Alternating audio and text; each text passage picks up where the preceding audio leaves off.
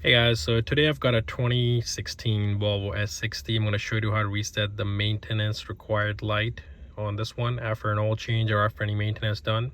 First thing, make sure all the doors, hood, everything is closed.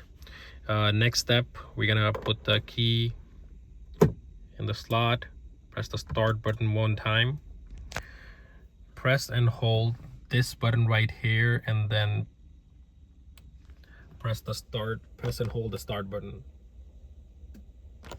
Once all these lights come on, let go of the start button and keep on holding this button over here on the side.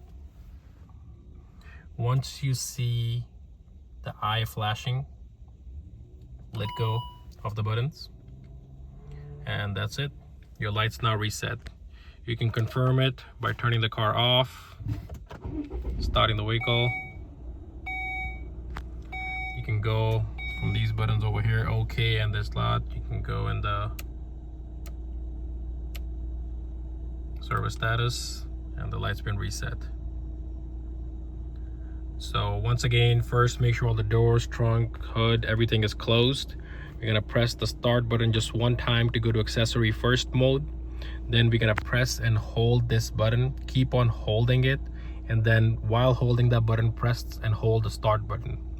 Once the ignition is on the second position, all the check engine light and everything comes on, let go of the start button, keep on holding this button on the side.